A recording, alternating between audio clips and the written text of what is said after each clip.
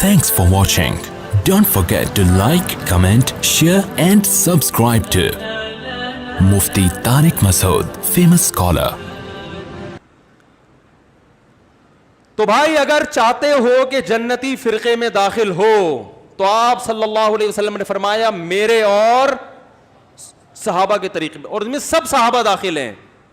وہ طریقہ کیا ہے پھر میں انشاءاللہ بیان کروں گا کسی اور موقع پر, اس سے صاف پتہ چلتا ہے. اور یہ یاد رکھو صحابہ کرام سے ہم یہ اس کے قائل نہیں ہے کہ ان سے غلطی نہیں ہوئی, ان سے یہ اس کے قائل نہیں ہے, وہ غلطیاں ہونے کے باوجود بھی مغفور ہیں. غزوہ احد میں جو صحابہ جن کو شکست ہوئی پیچھے بھاگے, قرآن نے ان کی معافی کا ذکر کیا ہے.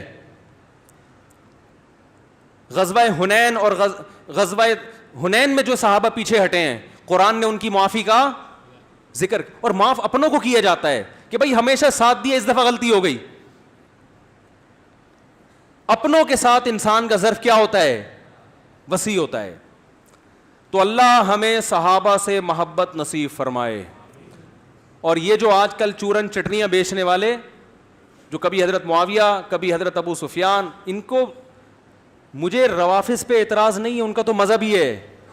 بہت سے لوگ جو اہل سنت والجماعت کا لیبل لگاتے ہیں, اپنے آپ کو سنی کہتے ہیں, وہ اس پروپیگنڈے کا شکار ہیں.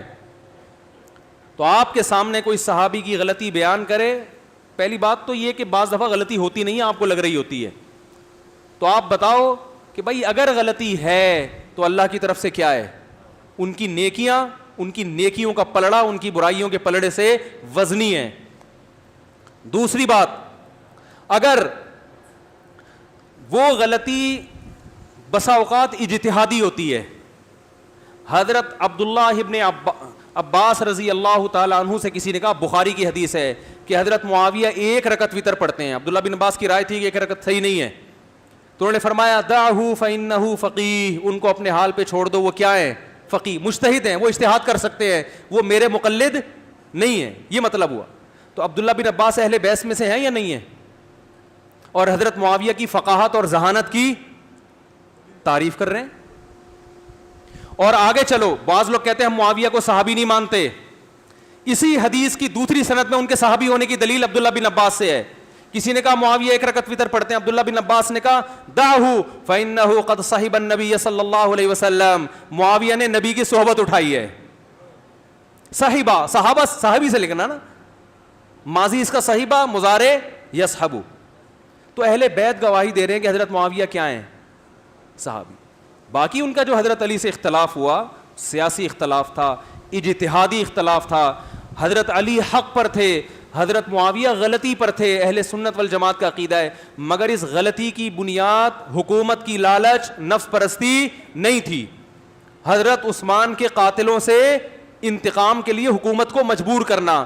پھر بھی ہم کہتے ہیں غلطی تھی, ہم اس کی غلطی کی توجیہ نہیں کرتے, ہمارا ظرف ہے, لیکن یہ اجتہادی غلطی.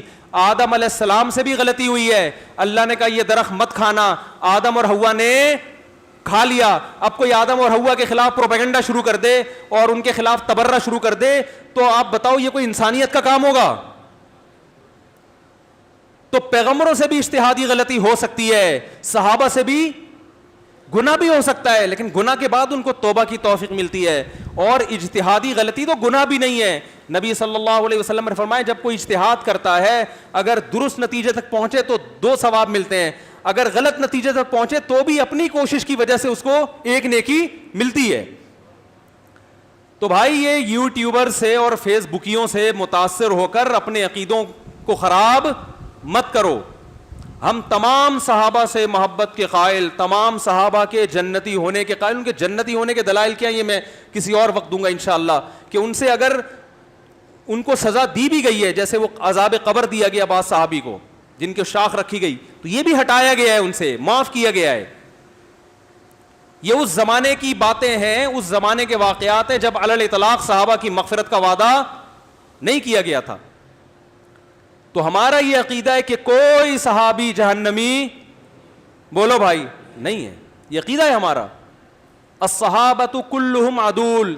دیکھو اسماء الرجال کی بحث میں جب بھی کوئی راوی آتا ہے تو بحث ہوتی ہے, یہ ثقہ ہے, کذاب ہے, دجال ہے. کسی بھی صحابی کا نام آئے تو یہ بحث نہیں ہوتی. یہ بحث ہی نہیں ہوتی کہ یہ جھوٹے ہیں سچے ہیں، نہ کیا ہیں؟ سچے ہیں۔